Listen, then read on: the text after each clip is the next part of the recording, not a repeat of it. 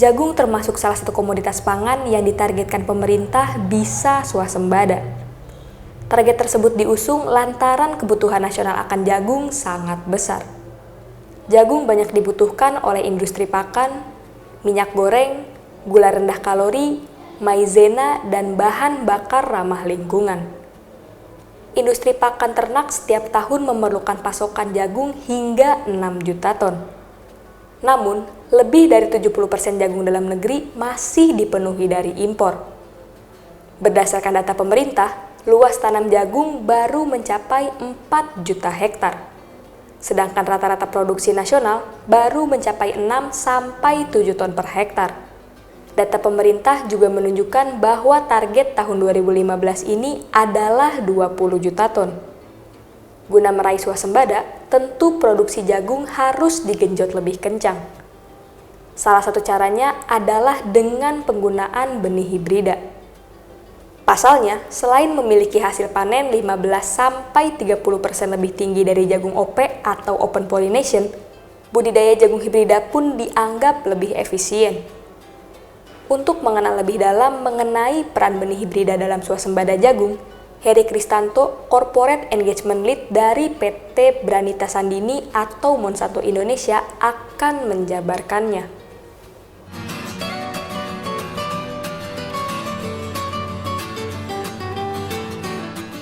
Sebagai gambaran, dalam 1 kilogram pakan itu 50% isinya adalah jagung. Sehingga permintaan akan jagung masih terus meningkat seiring dengan peningkatan kesejahteraan.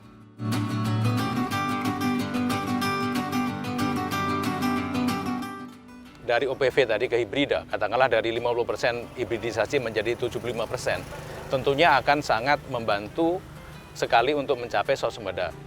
Dengan catatan ada beberapa hal. Satu, kita perlu infrastruktur. Artinya apa? Untuk petani di beberapa daerah yang saat ini masih menggunakan benih jagung konvensional atau OPV, untuk bisa berubah menjadi hibrida itu perlu sentuhan teknologi hibrida. Tentunya perlu penyuluhan. Yang kedua perlu infrastruktur, jalan, jembatan, pelabuhan, sehingga perusahaan-perusahaan pakan juga mau invest di sana, Pak.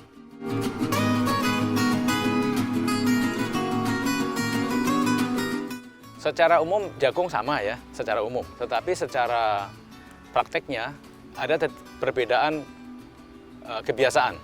Kalau jagung konvensional atau jagung OPV itu sentuhan teknologinya tidak terlalu banyak. Sementara ke jagung hibrida ini perlu ada pemeliharaan, perlu ada pemupukan yang cukup, perlu ada istilahnya penyiangan gulma, perlu ada irigasi, perlu ada sentuhan-sentuhan yang lain sehingga tanaman ini bisa menghasilkan sesuai dengan potensi yang ada.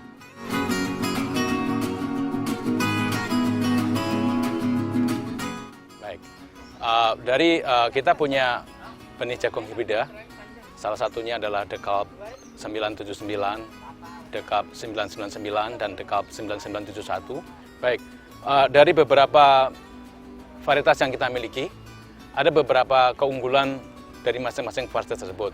Salah satunya adalah tahan terhadap kekeringan, toleran terhadap bulai atau downy mildew, dan juga adaptasinya yang luas.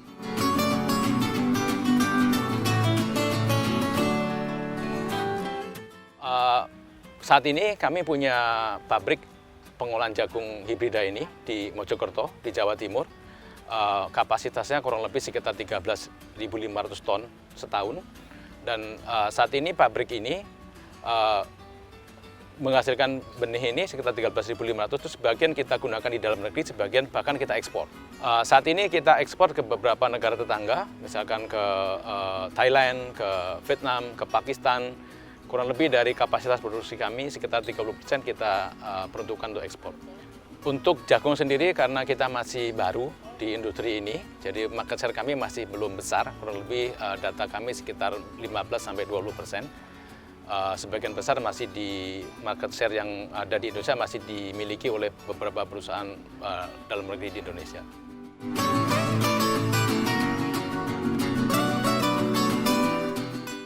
Baik, untuk jangka pendeknya, kita sebut jangka pendek itu 3 tahun misalkan ya, kita ingin berkomitmen untuk membantu pemerintah untuk mendapatkan tujuannya, mencapai swasembada dengan beberapa hal yang kita miliki melalui komitmen kami transfer of technology kepada petani dan juga beberapa kegiatan kami di lapangan. Intinya bagaimana mensupport dari sisi petani sehingga petani itu siap untuk memproduksi yang lebih di luasan yang sama. Jangka panjang yang sekarang kita lakukan, kita juga berpartner dengan beberapa NGO, salah satunya Conservation International. Jadi bagaimana kita berkomitmen untuk menjaga biodiversity. Karena Indonesia ini menjadi mega biodiversity di dunia, nomor 2 setelah Brasil. Nah, kita juga punya komitmen bagaimana kita menjaga biodiversity ini, tapi sekaligus juga meningkatkan taraf hidup dari beberapa komunitas yang hidup di sekitar lokasi tersebut.